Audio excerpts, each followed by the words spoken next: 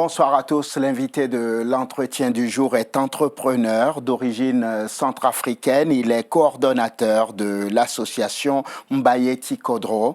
Le 29 juin prochain, son association organise ici donc à Paris, en France, une conférence consacrée aux 130 ans de Bangui, la capitale de la Centrafrique. Krépin Ngoko Zengue, bonsoir. Bonsoir, Ahmed. Merci d'avoir accepté notre invitation. Est-ce que j'ai bien prononcé votre nom? Oui, c'est bien ça, oui. Avant d'évoquer les sujets pour lesquels je vous ai invité ce soir, j'aimerais juste prendre des nouvelles du pays. Comment va la Centrafrique, votre pays? On ne peut pas dire que la Centrafrique va bien parce qu'on a encore des frères qui sont victimes du terrorisme. Il y a des gens qui sont tués et c'est vraiment déplorable. Bien qu'il y a eu des accords qui ont suscité un peu d'espoir, oui. Mais pour l'instant, l'application reste encore très problématique et on observe, mais le pays n'est pas encore en forme. Le pays n'est pas encore en forme par la faute de qui? De ses propres fils ou bien des forces occultes étrangères? On ne peut pas accuser des étrangers. Le pays, même si les gens... des étrangers sont arrivés dans le pays, mais ils sont arrivés par la grâce de certaines personnes du pays. Donc le vrai problème, c'est d'abord entre nous, il faut qu'on arrive à s'entendre et on a un seul pays à défendre. Donc voir l'intérêt de tout le monde et redistribuer équitablement ce que nous avons en plus, et puis pour que tout le monde soit rassasié dans le pays. Pourquoi je vous pose cette question? Je sais que vous venez dans le cadre d'une association, mais je me disais, même si on est apolitique à la base, on s'intéresse quand même à l'évolution de son pays. Je suis tombé juste avant notre entretien sur un communiqué des évêques de votre pays qui s'insurgent contre la non-application des accords de paix. Et les évêques sont extrêmement durs. Ils n'ont pas de mots assez durs, je veux dire, pour qualifier la situation dans votre pays. C'est une position que vous partagez, vous, par exemple, ça? Moi, je pense que le pays mérite mieux. Oui. Parce qu'on a eu une élection en 2015 qui a suscité beaucoup d'espoir. Et aujourd'hui, nous espérons que le président qui est en place puisse accomplir pleinement sa mission. Ce pourquoi nous l'avons choisi. Et aujourd'hui, on voit que tout ce qui se passe, le pays est occupé à plus de 80% et les gens prennent la richesse du pays, collectent les impôts. Et il y a un manque à gagner incroyable pour l'État, donc une difficulté de trésorerie pour notre État. Et tout ça, je pense que derrière ça, il faut appliquer une certaine politique pour trouver une solution. La solution est en nous, et c'est pas, la solution ne viendra pas de Dieu, ni de l'Église catholique. Mais la solution, elle est politique. Donc il faut que les hommes centrafricains se mettent ensemble et trouvent des solutions pour nous, pour les enfants, pour l'avenir de nos petits-enfants. Très bien, on va refermer la page politique de votre pays. J'aimerais qu'on parle de cette association Mbayeti Kodro. Ça veut dire quoi, ça? Mbayeti Kodro, ça veut dire l'histoire de notre pays. Oui. Donc, on s'est rendu compte que notre pays a une belle histoire, mais cette histoire, elle est plus ou moins effacée. Et il y a eu... Comment ça a effacé, plus ou moins effacé? On a vu avec les événements qu'on a vécu dans le pays. Oui. Il y a eu la destruction, par exemple, du seul musée que nous avons, le musée Boganda, qui porte le nom du premier président de notre pays. Il y a eu la destruction des mairies, là où il y a les états civils, etc. Donc, on a vu qu'il y avait une volonté d'effacer notre trace. Et nous, on s'est dit, on ne peut pas effacer notre trace. On est un peuple constitué de plusieurs tribus et ethnies sur un territoire donné. Il faut défendre nos valeurs, il faut défendre notre histoire et défendre l'identité centrafricaine. Parce que nous devons non seulement protéger nos acquis et transmettre également aux générations à venir l'histoire de notre pays. Oui. Et donc, c'est ce qui se passe dans les grandes nations partout dans le monde. Ils conservent leur histoire et ils le transmettent. Donc, c'est vraiment une démarche pour permettre aux Centrafricains de connaître eux-mêmes. Oui, de s'approprier leur propre histoire, de la garder, voilà, de ne pas la laisser s'échapper comme ça. Et d'être capable de la raconter, parce que on voit que c'est plus des étrangers qui font l'histoire, qui racontent l'histoire. Et c'est un peu... ça vous désole, ça. C'est un peu humiliant pour nous. Depuis combien de temps elle existe, cette association? Elle est toute jeune. Elle est toute jeune. Oui. Elle a 3 mois. Ça fait 3 mois qu'on a réfléchi. C'est un jeune bébé. C'est un jeune bébé, mais qui a de l'ambition. Oui. Parce que nous, on veut restaurer le musée Boganda, qui est à Bangui. Et notre ambition, c'est d'avoir un musée par département, enfin par préfecture de la Centrafrique. Donc cette conférence, ce sont les premiers pas du nouveau-né. Tout à fait. On va débuter donc avec les 130 ans de la création de Bangui. Oui. Vous savez, je me disais 130 ans, ils sont sérieux. Il y a des gens qui ont fait les 150 ans, le centenaire, le cinquantenaire, mais rarement j'entends parler des 130 ans. C'est normal, 130 ans, ou vous vous êtes dit c'est parce qu'il faut marquer le coup, il y a une opportunité? Vous savez, les années qui se terminent avec 9, c'est toujours la fin d'un cycle. Aha. Et 2019, pour nous, on veut tourner une page. On veut vraiment que 2020, qui arrive, soit une année d'espoir. Et pour qu'il y ait de l'espoir, d'ailleurs, Bangui même, qui fut créé le 26 juin 1889, c'était à la fin d'une année terminant par 9.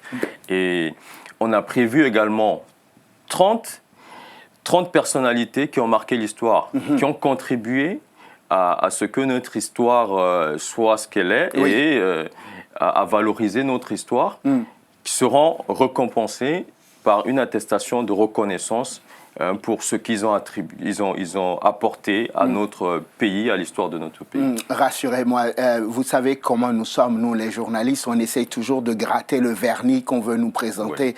Peut-être qu'il y a quelque chose qui se cache en dessous. Je me suis dit, attention, peut-être qu'ils ont vu la date des prochaines élections en 2020 et ils se sont dit, on va commencer peu à peu à mobiliser autour d'une question comme Bangui, qui est la capitale, et peut-être qui sont financés en sous-main par des gens qui veulent faire la campagne présidentielle.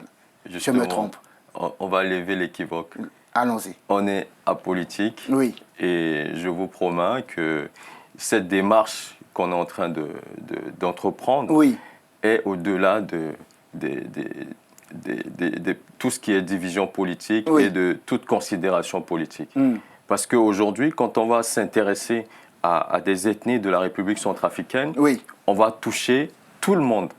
On ne va pas toucher un parti ou toucher le parti au pouvoir ou des oppositions. Non, on va parler des uns et des autres, comment on doit se voir, comment on a existé avant l'arrivée des colons, quels sont les mécanismes qui étaient mis en place pour que les gens vivent ensemble sur ce territoire.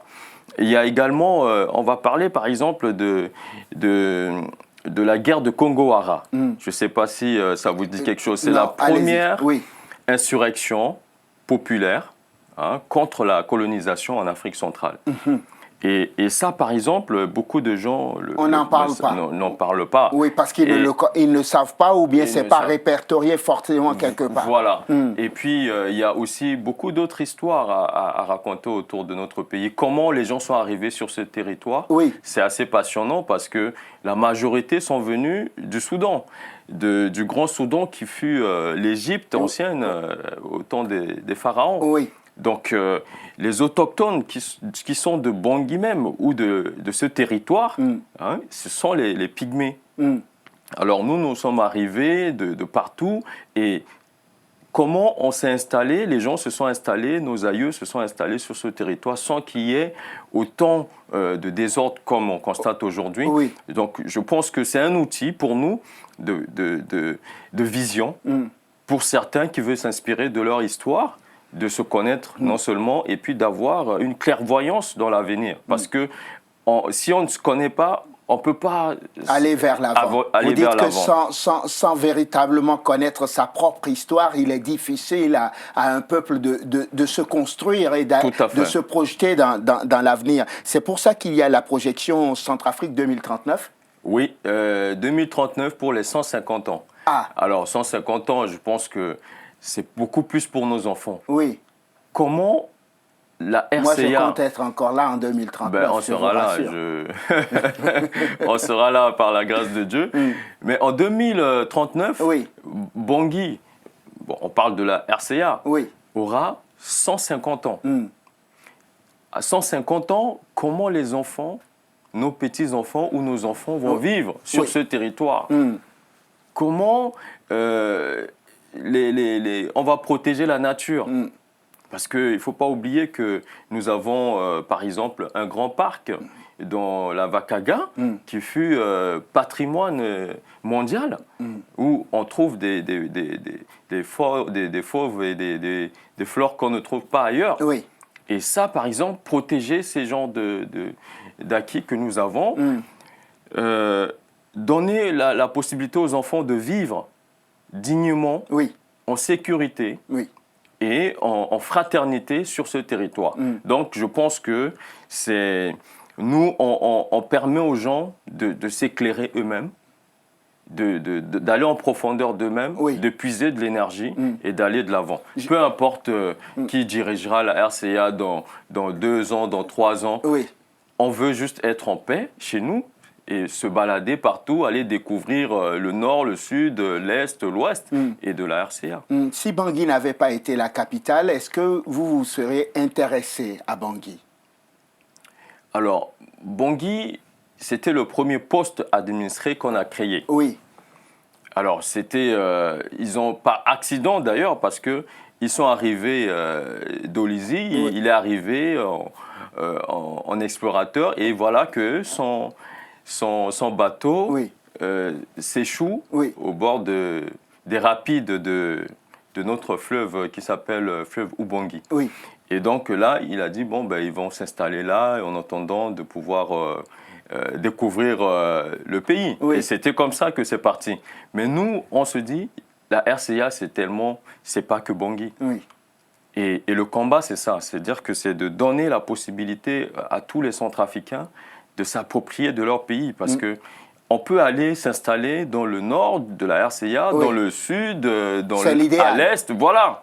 Parce que partout, il y a du potentiel dans ce pays. Et on a une terre très fertile qui nous permettra de devenir peut-être le grenier de la sous-région, pourquoi pas du monde. Donc tout ça, c'est du potentiel que nous, on veut mettre en avant sans qu'il y ait d'incompréhension ou qu'il y ait des histoires à considérer les gens comme soit des opposants ou parce que voilà, non, on a un pays. Vous êtes en dehors de tout ça. On est en dehors de tout ça parce que on pense qu'on est au-dessus de ces considérations. Très bien. On va se reconcentrer, puisqu'on va vers la fin de cet entretien, sur donc, cette conférence. Elle se déroule où? Est-ce qu'elle a un thème? Très rapidement. Alors, très rapidement, il y aura 3 parties. La première partie, c'est de parler de notre préhistoire. On parle de notre préhistoire avant l'arrivée de la colonisation, c'est-à-dire avant 1889. Donc, on va expliquer comment les ethnies se sont constituées sur ce territoire.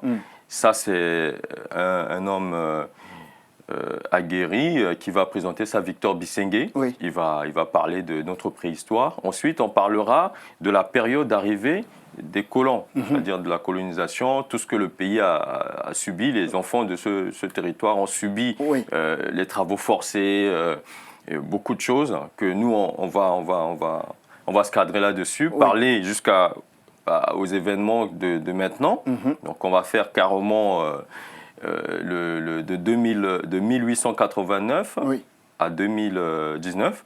Et la troisième partie, ça sera une projection, comme on a dit, avec un compatriote, Cyrus Nambana, qui est le président du Lab Centrafrique, qui va nous faire des projections. Et il y aura des interférences avec des retours d'expérience, oui. des compatriotes qui ont déjà effectué plein de choses au pays, dans toute la RCA, hein, qui vont nous donner leur retour d'expérience par rapport à l'agriculture, par rapport à l'entrepreneuriat, par rapport à plein d'autres activités qu'ils ont menées au pays. Et puis, on fera un atelier parallèlement pour les tout-petits, pour leur apprendre des phonétiques de Sango, pour leur apprendre la chronologie de l'histoire centrafricaine, parce qu'il faut bien qu'on commence à préparer les tout-petits à pouvoir ce n'est pas juste une conférence pour les grands qui vont venir s'asseoir, les enfants aussi doivent s'impliquer en même temps. Voilà, ils sont tous des Centrafricains. Ce sera ma dernière question. Où ça se déroule et est-ce que tout le monde peut y participer? Tout le monde peut y participer, tous les Centrafricains, tous les amis de la Centrafrique et les curieux qui veulent découvrir la RCA, ainsi que les Centrafricains, ils sont les bienvenus. Oui. Ça sera donc au 28 rue Pierre Larousse, dans le 14e arrondissement de Paris. Il y a un numéro de téléphone pour les gens qui... Il y a un métro, on sait ou pas? Non? Oui, il y a la ligne 13 qui va jusqu'à cette adresse. Très bien. Merci infiniment. Crépin Ngoko Zengue. C'est moi qui vous remercie. Vous êtes coordonnateur donc, de l'association Mbayeti Kodro. Merci infiniment. Vous organisez donc une conférence consacrée aux 130 ans de Bangui. Bangui, c'est la capitale de la Centrafrique, votre pays d'origine. Ce sera donc samedi 29 juin à Paris, dans le 14e arrondissement. Merci infiniment. Merci à vous de nous avoir suivis. Je vous souhaite de passer une excellente suite de programmes, évidemment, sur Télésud. On se retrouve demain pour un nouveau numéro de l'entretien du jour. D'ici là, portez-vous bien, à demain.